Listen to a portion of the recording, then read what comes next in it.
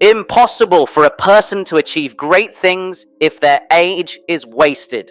Today, if we eat with our children, we show them to finish all the food on their plate, take just enough, and nothing should be left, not even a grain of rice, because the Prophet said, we don't know where the blessing lies.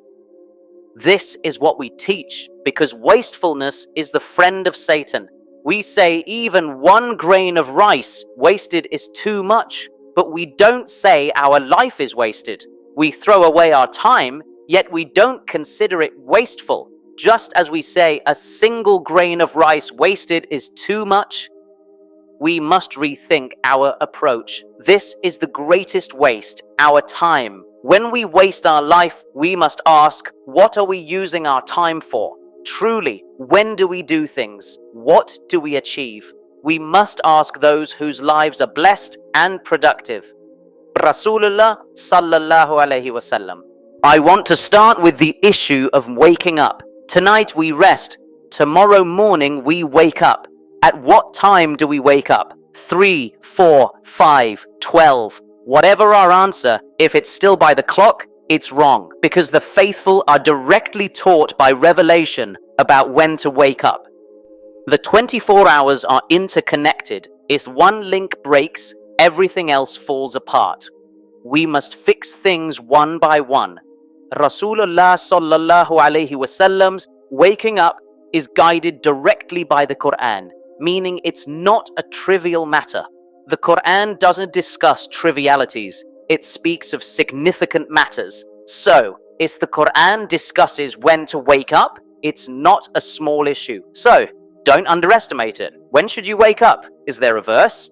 Yes. Ya ayyuhal muzammil, qum al-layla illa qalila, nisfahu aw inqus minhu qalila, aw zid alayhi wa rattil al-Qur'ana tartila. O you who wraps himself in clothing, arise to pray the night, except for a little, half of it, or subtract from it a little, or add to it, and recite the Quran with measured recitation. So the issue of waking up has its basis in the Quran. Qumil layla, arise to pray in the night. This was commanded to the Prophet. When was this command given?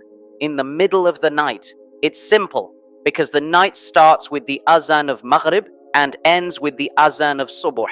Divide that by 2, and you get the middle of the night. By the middle of the night, the Prophet was already awake, while we were just going to bed.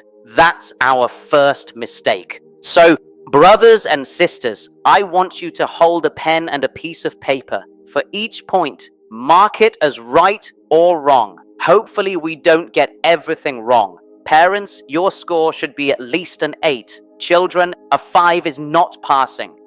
The problem is, with life, there are no retests. Once it's over, it's over. So, Rasulullah sallallahu alaihi wasallam was commanded by Allah to wake up in the middle of the night. In the middle of the night, brothers and sisters, that command was for the Prophet. The address in the verse is singular, for one person, O you who wraps himself. But did his followers need to wake up at night? Yes, the Prophet sallallahu alaihi wasallam in an authentic hadith mentioned the latest time for the morning wake up. Do you know when? The latest time according to Rasulullah is at the first azan, which is before the azan as-subuh. The time gap is about the time it takes to read 50 verses, approximately 10 minutes, 15 at most. The first azan is roughly 15 minutes before subuh, the latest time to wake up. The Prophet explained the function of the first azan so that those who have been awake all night in prayer may rest. Rest immediately. After subuh, he should perform the witr prayer and rest again.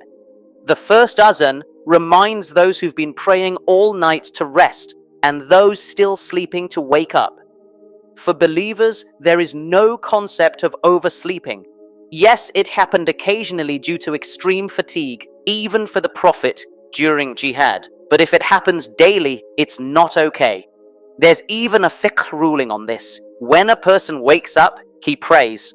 So, brothers and sisters, the matter of when the Prophet woke up was regulated. And we were taught by him that believers should wake up no later than 10 minutes before subuh. This allows time for witted prayer or maybe a couple of rakats. But the real issue is not when to wake up, but when to sleep. When did the Prophet sleep? We need to instill this in our families. When did he say we should sleep? The Prophet did not like sleeping before Isha, nor did he like staying up late after Isha. Since we've passed Isha, let's conclude our session. Except for urgent matters of the Muslim community, staying up late is not the norm. You can test what I've shared today with any field, medicine, psychology, any discipline. Sleep quality after Isha for 4 to 5 hours is vastly different from sleeping at midnight for the same duration. Try sleeping after Isha without an alarm. You'll wake up refreshed by Allah's will before Subuh. That's my criticism towards the Middle Eastern friends there. They don't like sleeping after Isha. When I was in Jeddah, right after Subuh prayer, it felt like a dead city, especially on weekends. You could sleep on the streets and no one would disturb you. It's not appropriate. That's why, when the centers of revelation are like this, Islam declines. I discussed this with a Quran teacher there. He admitted it's wrong, but blamed modern conveniences. I argued that shouldn't excuse neglecting the Prophet's teachings.